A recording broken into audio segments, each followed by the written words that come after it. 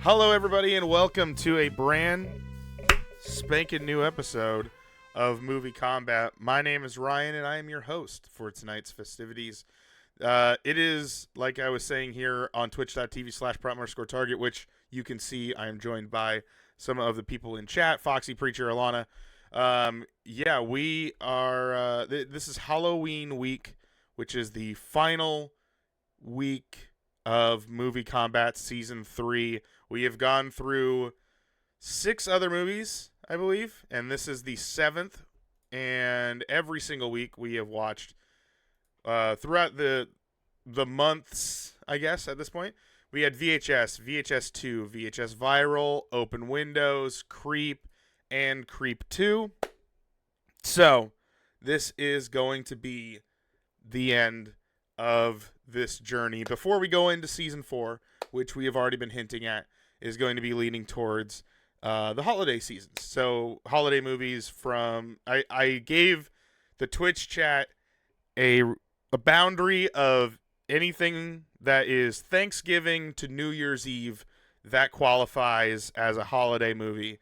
But it has to do with that holiday, or it has to do... The whole movie has to be during that time as well. Like, it can't just be the one scene during Thanksgiving and then the rest of the movie's during, like, the summer. Like, you know, you can't do that. So, but anyway, this movie wasn't spooky, but, for me. Oh, okay, yeah. I mean, that's the thing. So, you know, this is this episode. Let's get to this episode. Let's dive into it. Every single week we've gone through one, and now it is time leading into the one that really captivated the entire world for the first time, in a not for the first time of found footage movies, because I actually did look it up because I was curious who was the first found footage movie, and it seemed that Cannibal Holocaust is the first well, a lot of people don't know which one it is, but they have pinpointed and have given that crown to Cannibal Holocaust. So I have never seen that movie. I would not subject people to go see that movie with it being a part of a movie book club, so you're going to have to go watch that yourself. Just a sub-note to this, since I've brought it up, though, Cannibal Holocaust, the reason why I wouldn't subject people to do that is because it is a very violent movie. There is scenes in the movie that they do actually have of animals being tortured and killed, and they are real scenes that are those things happening in the movie. I think a turtle gets killed on camera. There's like a few other things. I think there's a scene. I've never seen it myself. I just know that that's a part of it, and it has a lot of controversy towards it. So that's why I wouldn't say, even though that is a found footage movie, and it is one of the first one, it is classified as the first one. I don't think it quite caught on because that movie was also done like, I can't remember what, like decades, we'll just say decades before the Blair Witch Project, which I would have to classify as, I think this movie is what took, you know, you could have someone create the thing, but it doesn't catch on, but then someone may create a same sort of thing, and then it does catch on, and then everyone refers to the found footage movies just like Blair Witch Project. Oh, the movie's just like a Blair Witch Project movie. That's where this comes in. And so I would crown this as the king of this land of found footage, and I would kind of toss Cannibal Holocaust to the its own category of, if you want to go watch it, you can go and find it yourself. It is a movie that does float around. I think you could watch it on Amazon if you did want to watch it. If you're curious, I wouldn't put it in MovieKombat because of it being such sensitive subject. So anyway, I wanted to bring that up only because last episode I did kind of toss towards like this was the first one. It wasn't. I even kind of said like, I don't think it actually was. And so I just wanted to answer that question for myself. So I looked it up. So anyway, this week we are talking about the 1999 film, The Blair Witch Project. which honestly is, I've seen this movie quite a few times, more than any of these other movies. And the thing is this movie, I had to try to subject myself to not being biased and also trying to focus watching this movie in a different way than I did the others, mainly because I have seen it so many times. So I tried like picking up little things. This movie's also been out the longest out of all of the other movies, so there's a lot more things we know about it. The movie, to me, I feel is this, I don't know, it just does the found footage movie so well because of how they set up the movie. There are three characters. You do see other actors in the movie, which is who they interview in the very beginning when the crew actually goes into the town of Blair, but it's not called the town of Blair, but that's what the old town was. But anyway, they go to this town, they start interviewing people in this Maryland town, and as they're doing that, they get introduced to some stories that you're going to kind of see happen to them. This movie, the movie is rather boring, but your opinion, but it's somehow, it's how others see. I left the on the car. Well, go get the butter. Anyway, so yeah, the thing about this movie is you may watch it nowadays, and I think with all of the horror movies, there is a thing where I don't know. Like, I grew up knowing this movie existed, and I knew the story of why it was a big deal because there wasn't anything like it. Like, sure, you got Cannibal Holocaust, like I was mentioning earlier. No one saw that movie. No, if you've seen that movie, get help, please. But this movie, the people, when this movie came out, a lot of people thought it was real. Like, media thought it was real. It was so much of how intense this movie becomes because of how much the actors kind of went through and how the director and how the producers went about making the film. There are scenes that I feel like are a very good back and forth between the characters, and I'll get to chat here in just a second. I just want to finish the thought, otherwise I will completely lose it. But the back and forth between the characters in this movie throughout, I feel like escalates so well and well paced to a point where someone is driven to, like, you see at the beginning, they kind of know each other, but they're not like best friends other than, I think her name's Katie. Is that her name? But see, Katie's here. But I gotta see, there's Mike, and the reason to know Mike is because his name gets yelled about. Josh, there's also that. Blair, checking IMDb here.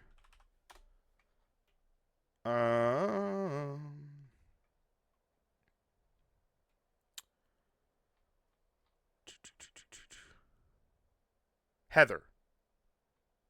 Her name's Heather. Okay. And here's the other thing. So Heather, Michael, and Joshua, those are their real names. Those are the actors' real names. And when they made this movie, and we'll kind of go into diving into this, and but they actually went missing, and no one knew what to do with it. So it's kind of that thing of this movie took a entire moment in time where people thought this was like a real thing, and but it wasn't. They showed up to the MTV Movie Awards. They showed up. They accepted an award. It was like a whole thing. So we'll get into it. I'm assuming somebody has probably written something in the IMDb facts about it, but that is what happened. So this movie is like no one had really seen anything like it. It's kind of like when Cloverfield eventually came out, when it came out. That's another great found footage movie. I just felt like Cloverfield could do its own because there's 3 movies of that. But is the motion sickness thing. A lot of people can't watch the movie because it's very all over the place. And I will tell you, watching a found footage movie in theaters is a lot harder to watch it at home because you can look away. Whereas if you're in theaters and that thing's moving around, it is a nightmare. But yeah, the Blair Witch Project is definitely, I don't know. It's just its own kind of enigma. And with that said, I kind of want to preface that as we kind of go through it, but I'll kind of speed through this one. I can kind of do that and kind of bounce around mainly because I've seen it so many times, as opposed to the other ones I've only seen once, twice, and most of them, or one of them, 0. So yeah, the Blair Witch Project, 3 students, they're trying to shoot a film, a little documentary about how the Blair Witch, what it is, who it is, and how it kind of took over this town. And all these little stories. So they go around interviewing like a waitress, and they interview like a mom in this town called Burkittsville, and that's where the Blair Witch is. Like, it's like in that area. It used to be called the town of Blair, and now it's called Burkittsville. And they talk to these people. They start talking about how, oh yeah, there was little mounds of rocks like people were finding, and there's this supposedly this old lady that lives up there, and there's all these different stories and ghost tales about the Blair Witch. So the movie goes on. The 3 of them, Heather, Michael, and Joshua, are kind of hanging out at this rundown hotel, and then to get prepped, and then they go out and they go into the woods and say goodbye to their car forever. And so as they're kind of doing things, they're getting shots, they're finding the cemetery, which is what they kind of went out there to go shoot. They start realizing like they have no idea where they're at. Heather has no idea where they're at. Tension starts to rise because they have no idea how to get the hell out of the woods. And so when they start losing their minds to this, not understanding where the hell are they supposed to go, they have to they either can do 2 things. They can work together and try and solve the problem, or choose the option that they chose, which was bitch and moan at each other for the foreseeable hour that's remaining in this movie. And that's kind of what they do. And that's, to me, where I would say is a very realistic reaction to each other. I think that if you were in the woods trapped and had no idea where you were going, the person that has the map has no idea where you are and won't let you look at the map, she keeps telling you, or he or she, either person, if some idiot is telling me that they know where they're at and I'm putting my trust in them and they cannot tell me where I'm supposed to go, I'm going to start losing it, because we've been in the woods for like 3.5 days. So these are like very natural, energy draining reactions to each other. And I feel like the movie does a really good job capturing that, of how kind of raw that emotion is starting to whittle down a human's mind. And you see 3 different people doing that. Like, you see the 3 actors eventually getting to that point of their own version of psychotic, stressed, scared, and primal instincts, trying to figure out, how do I get out of here? And like, am I even gonna make it out of here? And you see the kind of like weird of this, what is it, like the 7 things of death or something like that, where it's like acceptance and all that stuff. Anyway, you see them go through that several times in the movie, which is kind of interesting, because it's like, you'll see them eventually, like, they just absolutely hate each other. They want to blame everyone else, and then they'll blame themselves, and then not deadly sins. It's like the motions that you go through when you're experiencing death. It's like a thing. I can't remember what it's called. But eventually, and then they also experience like acceptance. They There was a time like Josh is saying like, you know what? We know we're not going to return the rented video equipment on time. Let's just it's fine. It's over. We're done. Let's just try to work together. Like you see them going through these very and they start to look like more ragged. They haven't showered in 4 days. I think the movie takes place over like 4 or 5 days, and they hate setting up the tent. They hate tearing down the tent. They hate each other. They hate themselves. They don't know why they're out there anymore, and they just want to go home. And eventually, it gets to a point where Mike admits that he quote kicked that fucker into the river, which is the map, referring to the map, and the map was lost. So they all hate Mike for a moment, but they also know that like they had no idea, it wasn't helping them anyway, because the map, they have no idea where they're going. So as that kind of progresses, they eventually kind of let it go, because I think they're just so exhausted. The other two, Heather and Josh are like, we just want to go home. And one night they wake up and things start to go horrendously wrong. One night they hear voices. The other night they wake up, they see rocks mounds in front of their tent. The other night they wake up and their tent shakes, which we will get to that. I'm sure that's in IMDb, because I've read what that scene was. We also know that then the next night they run away, and they wake up the next morning, and then Josh isn't there. Yeah, they're hearing little girls. And they wake up one night, or they wake up the next morning, and Joshua's not there. So that's a crazy thing. They try going. So Michael and Heather are looking for him, but they also have to keep going. They also have to leave. So they're walking, and then the next night they wake up and they hear his voice, but they have no idea where he's at. The next night, I think that's the last one. Or do they wake up that morning? I think they wake up that morning, and they see Heather wakes up and finds this bushel of sticks that is encompassing what we could see like flesh and hair of some sort with blood, and wrapped with Josh's, like, one of his sleeves. That was kind of weird. And which is interesting about this is Heather does not mention this to Michael. She just doesn't do this. She just says, we need to go. So they leave, and they go and travel into the woods. And the next night they hear Josh again, and they go searching for him, and Michael and Heather see a house. They go into this house, and as they're in the house, they're hearing Josh, like, his voice yelling. So Michael's going up the stairs, then he rushes down the stairs. He tries to find, and then all of a sudden the camera falls over, and once he's down in the basement.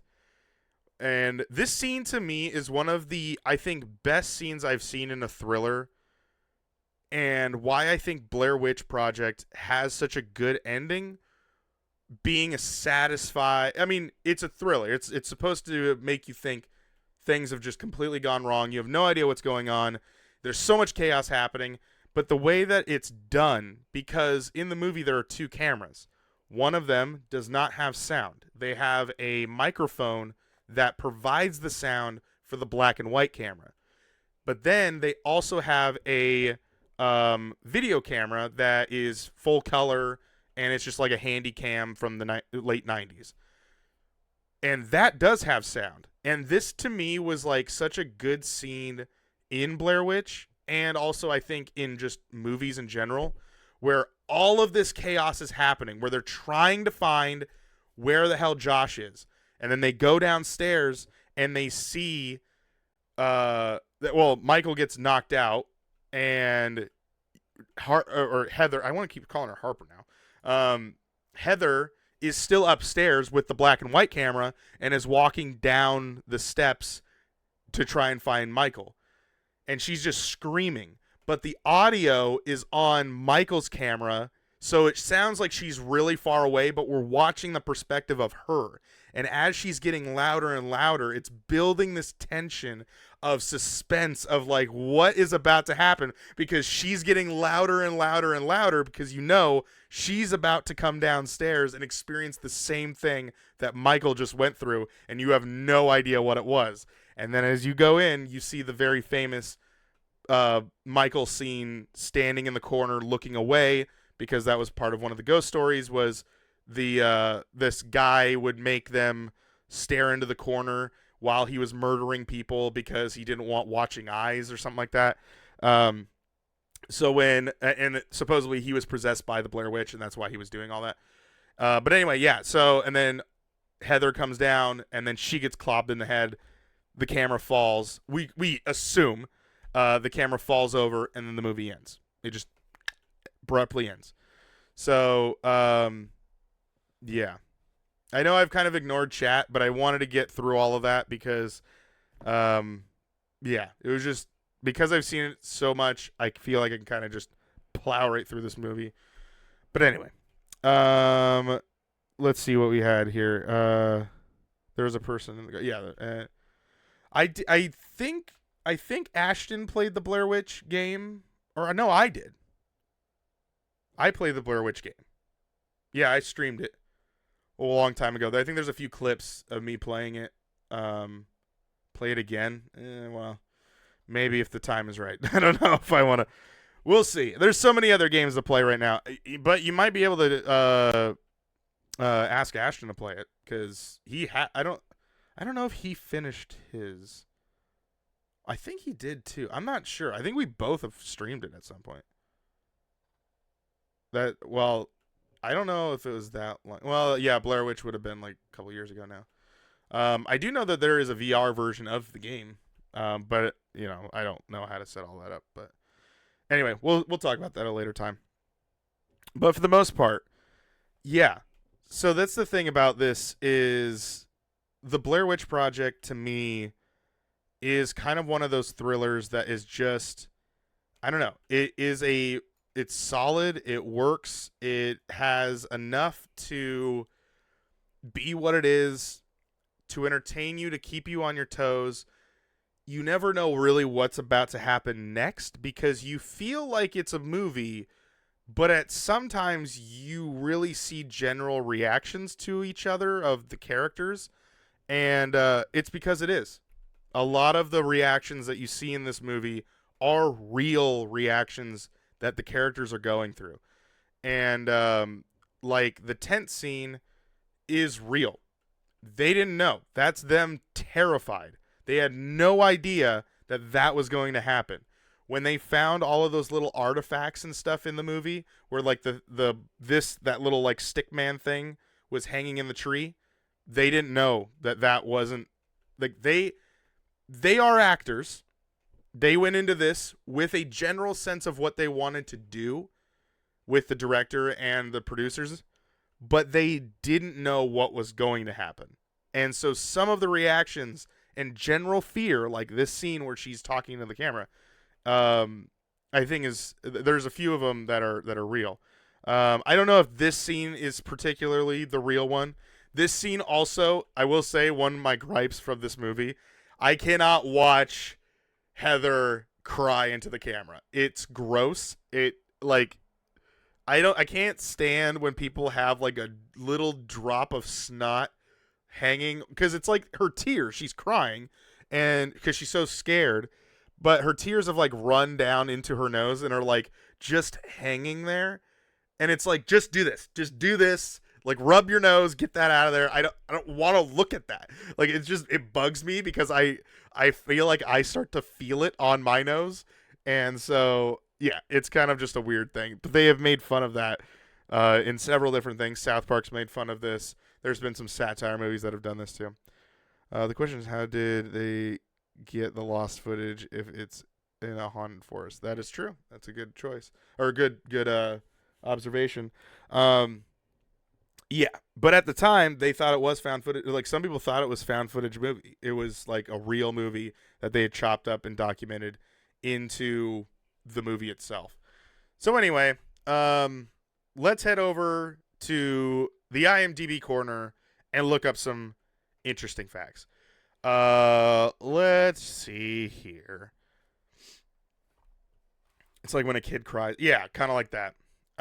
So this should have a few different things. Taglines. It took us an entire season, but this movie does have taglines, and I feel like we just got to start right there. Remember, well, I mean, for those that have just only seen this season of found footage movies, I wasn't able to do it because none of the movies we have done had any tag. Oh, there was one. I think VHS and VHS 2, I think both of those had one tagline each. This one has multiple. Remember, taglines are what they put on the movie poster like this. They would put as an advertising of something like, in space, nobody can hear you scream. That's a very famous one from Alien. And so things like that. So this is what would be on the movie poster as you would be walking into the movie theater. Number one, there's a few actually. Number one is, in October of 1994, 3 student filmmakers disappeared in the woods near Burkittsville, Maryland, while shooting a documentary. A year later, their footage was found. And then another one is, the scariest movie of all time is a true story. Another one is scarier than The Exorcist. Another one, which I'm assuming used during the time that Cloverfield had already been out. This movie has been re-released in theaters during Halloween. So this one is before Cloverfield. There was The Blair Witch Project. This one is simply scary as hell. And another one is, everything you've heard is true.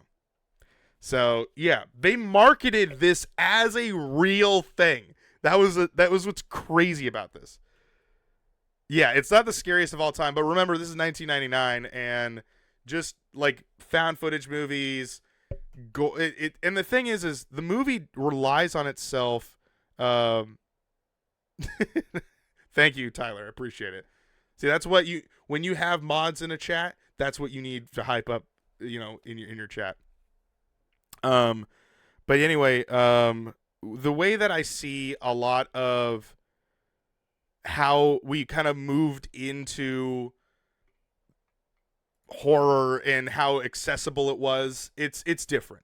Whereas this movie came out during a time where you had to rent the movie. People were renting this movie all the time and watching this. Everyone saw this movie. And so that's kind of the thing, that it was a different time and whatnot. So anyway, all right, let's move on to the, I wouldn't say it's the scariest either, but it's a great thriller movie. That's how I would look at it.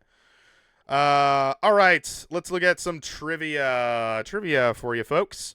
We got 1, 2, 3, 4. We have 50 pieces of trivia here. I'm not going to read all of them. I'll just read some of them.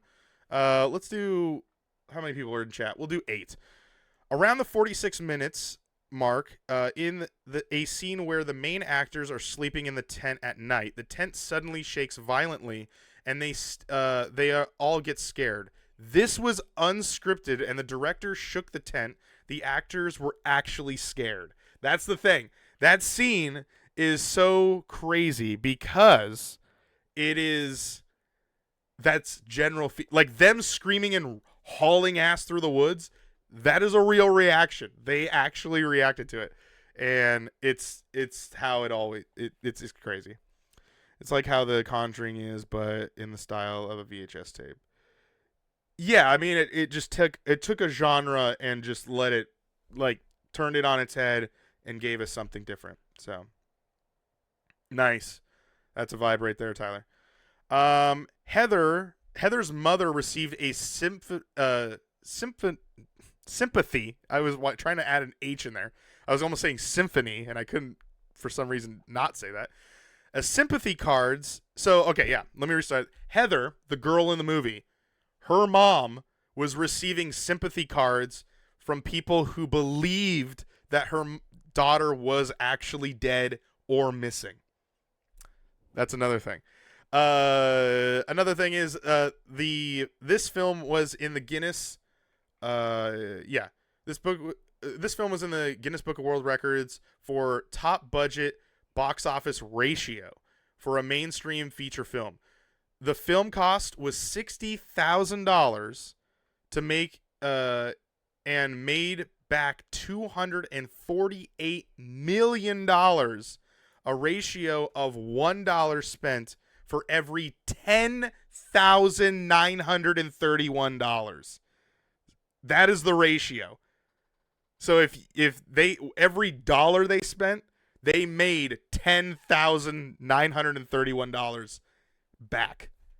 So the movie was a giant success, which I feel also set forth a path of inspiration for a lot of filmmakers that kind of realized you don't need a giant film production and special effects to make a good movie. There are 3 people in this movie, minus the people they interviewed, but there are 3 people in this movie that get lost in the woods with 2 video cameras and a sound box. Like that's all they needed, and they made a thriller movie that made an insane ratio to each other. 4 people. Who's the 4th person? I don't know who the 4th people were. No, there's 3. There's 3 in there. But yeah. Another thing here is the directors kept in touch with actors Heather, Michael, and Josh via walkie-talkies to ensure the 3 would not become lost during the trek. Reportedly, they got lost at least 3 different times. So, if you thought they were wandering in the woods, lost, and didn't know where they were going, they were in contact with the director, but apparently they did get lost a couple times. So they had to go find them. The 3 leads believed the Blair Witch was real during filming through, of course. That's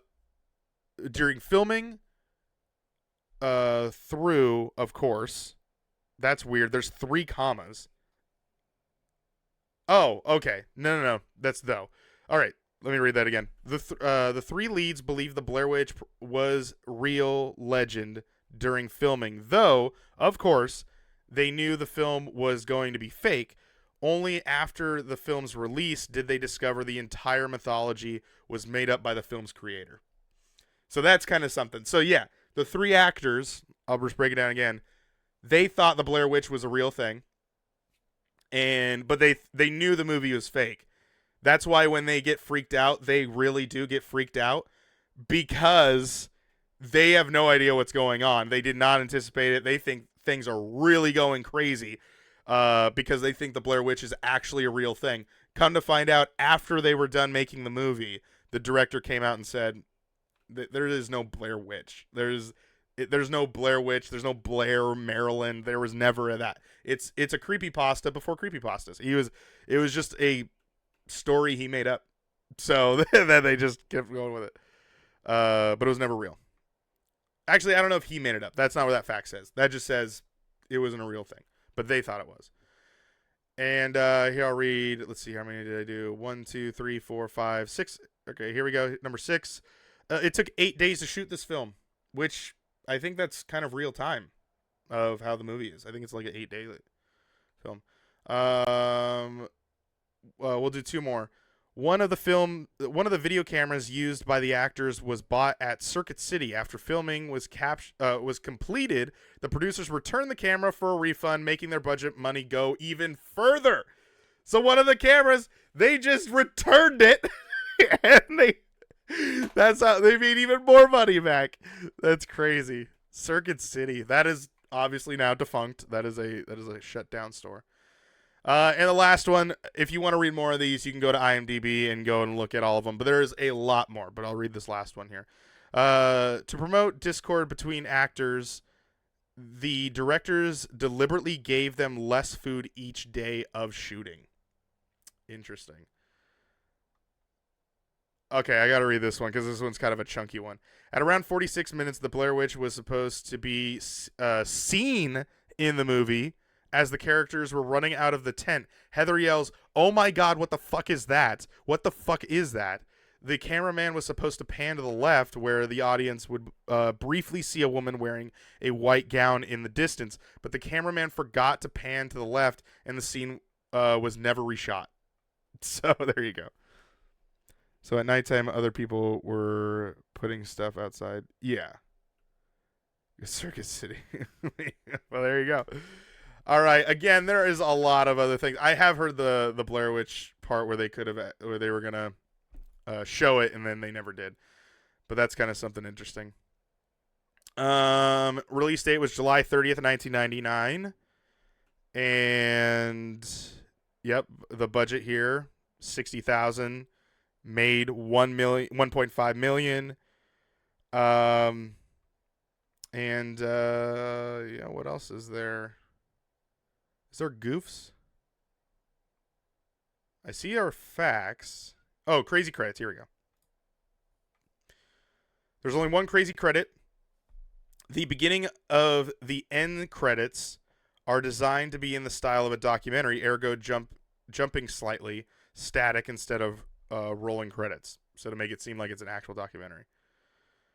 There are alternate versions of the movie, apparently. I didn't know that. In October 2001, the FX network aired this with, quote, never before seen footage. This turned out to be a few segments spliced into the movie, into the closing credits of Heather videotaping Mike saying goodbye to his friends and family, and Heather admitting culpability for the week's occurrence. The Mike firmly states that it is not her fault, which is referenced in Heather's later confession in to the camera in the theatrical version. Although also all profanities were overdubbed, especially the really bad "Let's go" over Heather saying "fuck you" to Josh as he berates her about being lost and haunted on the dusk before it was taken away. Okay, interesting. Yeah, that is an interesting situation, to say the least. I have to mute Discord there. I understand we're at an ad. So yeah, I guess there's a few different versions of it. Oh, okay. So yeah, there are two widely available versions from runtimes of an hour 21 minutes, which is 81, or an hour and 21 minutes, which is 81 minutes, or which is the original theatrical release, and then an hour and 28 minutes, which is 88 minutes. That is the special edition from the co-director and author Eduardo Sanchez. So I guess there are two different versions of the movie. Yeah, newly discovered footage was shown online on Amazon.com. It's basically Heather and Michael arguing more about the project. Amazon.com says the footage won't be available on the DVD or anywhere else. So if you want to watch the extra footage that apparently FX has aired, and it is the special edition version of it, the only way that you can watch it, I guess, is on Amazon. So that version of it is on Amazon, whereas there's other versions of it that are not, or are just the theatrical release. The scene at the motel features a line only shown on a TV ad for the film where Josh says, "I ain't gonna die, Pa." Oh, so that was just in the ad and it was never in the movie. Heather's "I'm so scared" is also featured in some TV ads. This scene right here. Yeah, there's a few other things here, but yeah, we'll kind of let you guys kind of explore it for yourselves. We have some goofs, so let's get into some goofs here. There's a continuity around the 59-minute mark when Josh goes missing and the two others are calling his name. Mike is wearing a plaid shirt with a white t-shirt underneath. When they change views, his t-shirt is black. When they cut back, it's white again. I had not paid attention to that at all.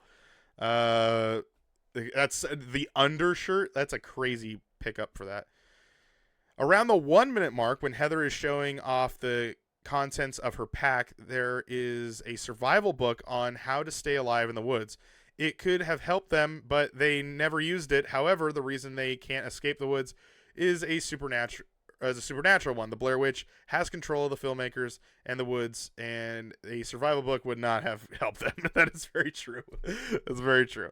While it may seem that the batteries for the video cameras should have died without any means to recharging them, 80 minutes of footage between two cameras would not have exhausted the batteries, especially if they had spare batteries implied during the drive near the beginning. So a lot of people do give this movie kind of flack about like how the heck do they have enough batteries for these, especially in 1999 when, dude, there were things in the late 90s and the early aughts that just killed batteries. Killed them. There are no rechargeable batteries back then. There's nothing. You use AA's, D batteries, whatever you need to do. There are rechargeable batteries. I will say there are rechargeable batteries, but they're expensive and they're usually proprietary. So if you had a video camera that ran on rechargeable batteries, you're probably not going to be shooting very long because it would probably die because they're either that big and that wide, and then they probably will last you like an hour and a half. They do state, though, which is good. This is good screenwriting and good noting to the audience to keep them informed about how are they powering this. They say Heather is in the car, and she even says, we have enough batteries to power a small, like, African town or something like that. I don't know what she says. But, like, they have a lot of batteries. And so it is a whatever they do admit to the fact that they have a lot of batteries. And they have 3 full backpacks of random shit that we have no idea what they have in there. And what could they be in there? Camping stuff, food, batteries, and they're holding the 2 cameras. So it's believable. So yeah. Revealing mistakes. Okay, so there's 2 of these. The 3 are lost in the woods, but in one scene, about 25 feet behind them, a field can be seen through a small gap in the trees. The road is also visible as they try to find the trail. What? I did not know that. That would be kind of funny to go back and look at. That has 95 upvotes and 5 downvotes. This one has 35 to a 40 downvote, so I'm just going to read this one. It's probably crap. That's the thing about IMDb is people can put things on here, but people can also downvote it to prove that it's fake. But I'm just gonna read this one. So around the 59-minute mark, when they lost Josh, Heather's hands and fingernails can be seen. Even though the group has been in the woods for several days, Heather's fingernails is perfectly clean. She could wash her hands. There's a creek, so I could see that be explained and whatnot. Good grief, there's a lot of different, like, stuff here. There's miscellaneous, audiovisual, unsynchronized. All right, that's fair. When Josh and Mike first confront Heather about getting them lost, Heather's mouth does not move when she replies. Okay. There's a few character errors, I guess. After waking up to find 3 stone piles surrounding their tents, the group decides to walk south for the day. However, they continue to walk toward the sunrise, which would be east, because sunrise is in the east, sets in the west. I don't know how the hell you can determine where the sun is in this. I mean, I guess if you're really looking for it, but good grief. Around the 1 hour mark, Mike's reference to the Wizard of Oz, in which he asks the Wicked Witch of the West or Wicked Witch of the East which one was bad, Heather answers Wicked Witch of the West was the bad one. Actually, both, which is true, both witches were bad. The Witch of the North is the good one because the house lands on top of the Wicked Witch of the East, and the Wicked Witch of the West is the one that we see, I believe. I think that's how the Wizard of Oz is. So yeah, that's the thing there. Instead of crossing the same stream several times, all they had to do was follow it until they found the edge of the woods, a basic outdoor survival skill that occurs to none of them. Apparently, the characters grew up in the suburban comfort of their own little outdoor experience. That is kind of something to look at. Yeah, there is a river. There's like a little brook stream thing. If they would have just followed that, they would have been fine. There's a lot of outdoorsy things that they did not do. You could walk west and eventually you're going to hit somebody. Like that will happen. You may not find your car, but you'll find civilization. You might be in someone's backyard, but at least you're going a direction. Following a river. All the rivers, most of them, will either go to a lake or go to a body of water of somewhere. So it will lead you out of there in some way, shape, or form, or at least you can get to a place that's one end, and if it's not that one, then you go the opposite direction. And then if you find the lake, then you turn around and walk the opposite direction. So yeah, the forest is just a giant backyard. It is a legit forest. They just, they were just not, they were not smart. But to be fair, they are controlled by the Blair Witch, and that is why they were not able to do a lot of stuff. There's some more goofs and whatnot. You guys can check it out. Did I do crazy credits? I did do that. All right. Well, I think that is it for looking at the Blair Witch Project. So let's slap a review on it, shall we? Remember, the rating scale is on a 100-point scale going to 10. So I will show you guys that right here. 10 is groundbreaking. A 9 to 9.9 is a must-have. An 8 to 8.9 is marvelous. A 7 to 7.9 is worthy. Worthy of owning. 8 would be like, everyone should own this, but maybe like 80% of people own it. A 9 would be 90% of people own it. And a 10, everyone should own it. A 6 is like, go rent it. That is a borrow. A 5 is meh. It's like, if you didn't see it, you're not missing out. But if you do see it, you might enjoy it. 4 to 4.9 is like getting into the territory of like, it's not very good. 3 to 3.9 is terrible, where you're just sitting there going, oh my God, end it. 2 to 2.9 is horrific, which means, oh my God, please turn this off. 1 to 1.9 is trash, which is like it belongs there. And a 0 to 0.9 is practically, this thing doesn't even make any sense. It's all over the place. It's unplayable, unwatchable, and everything. So with that, as you can see in the chat, people are reviewing it. Primal Target, the PT Nation gets their vote, and then the average is then tallied up to give us our final score for the PT Nation score, and then I will give the official Primal Target score. So that will be, let's see here, we have a 5 plus a 7.5, then divided by 2. That gives us I'm going to round it up, because it's 6.25. So it's going to be a 6.3 out of 10 as the official score, which means it is a borrow based on the PT Nation score. For me, as you can tell, I do enjoy the movie. And it kind of comes down to all of the things I know about the movie. That's kind of another thing.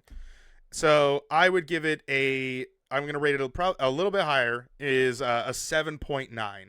Because I think the movie is something that I think everyone should see for thriller fans. If you really like thrillers, that is a movie that you got to watch it. You got to watch the Blair Witch Project at some point in your life.